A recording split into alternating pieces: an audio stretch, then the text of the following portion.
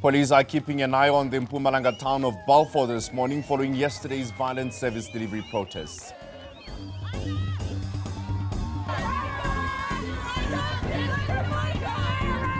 Michael Jackson's former physician, Dr. Conrad Murray, pleads not guilty to a charge of involuntary manslaughter.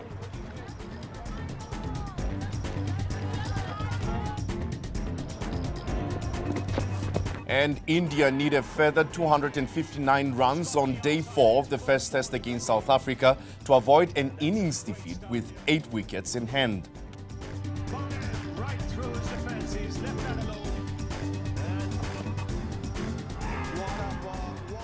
Hello and welcome to E-News. I'm Reginald Richardson.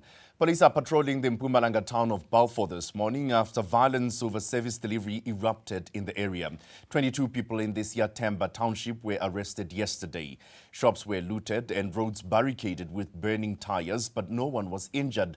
Police officers armed with stun grenades and rubber bullets were deployed to the area. Hundreds of residents took to the streets protesting against service delivery and a lack of jobs.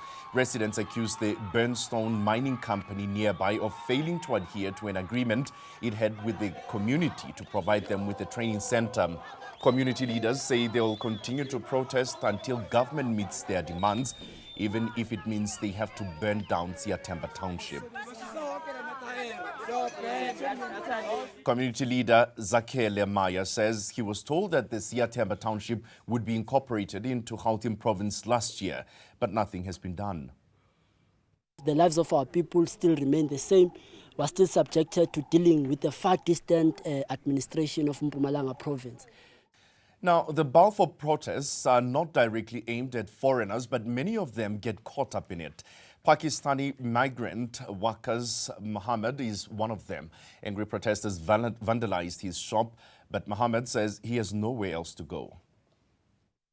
The government was here, they make empty promises, you understand, and they didn't do nothing, you understand. Now is they again toy and we foreigners are attacked every time. And when we come to police station, there nobody helping us. The 7-week-long strike by workers at soft drink company Amalgamated Beverage Industries is over. In a statement, ABI says the Food and Allied Workers Union has accepted their wage increase offer. In terms of the agreement, monthly wages and benefits will increase by 8.3%.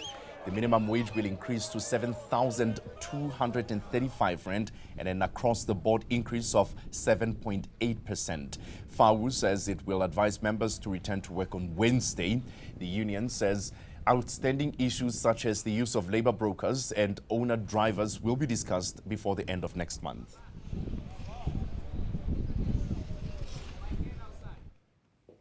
Intelligence authorities will later today launch their last bid to stop a former intelligence official from testifying against former top cop Jackie Selebi. Lawyers for State Security Minister Siyabonga Cwele yesterday missed the deadline to file an appeal. They are trying to keep Barry Gilder out of the witness box. E-News has learned that spy bosses will argue that Gilder's evidence is irrelevant to the state's corruption case against Selebi. The NPA wants Gilder to testify about the existence of a paragraph in a secret draft report. Selebi allegedly showed that report to convicted drug trafficker Glenn Agliotti. It made claims that the Cable family were bribing the then police commissioner. Intelligence officials are not disputing the existence of the report, but are worried that Gilder may disclose secret spy techniques if he takes the stand, therefore compromising national security. Police in Johannesburg have fired rubber bullets to disperse an illegal march by their reservist counterparts. The police reservists were marching over government's failure to permanently integrate them into the South African Police Service. Winnie Madikizela Mandela later intervened in the protest, saying she's embarrassed by the ANC government's slow response to people's needs. The scars of battle between police reservists. Further afield, Michael Jackson's former physician, Dr. Conrad Murray, has pleaded not guilty to one count of involuntary manslaughter in a Los Angeles court. Murray is accused of the late pop star's death. Members of Jackson's family, including his father Joe, attended the court proceedings yesterday. They apparently told reporters that the charge against Murray is not strong enough. Jackson hired Murray as his personal physician as he prepared for his 2009 comeback at London's O2 Arena.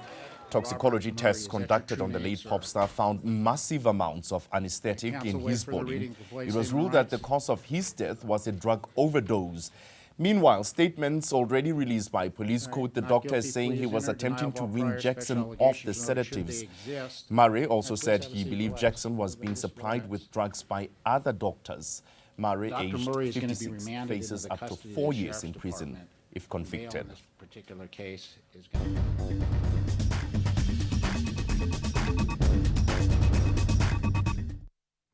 South Africa in the driving seat after day 3 of their first test against India in Nagpur.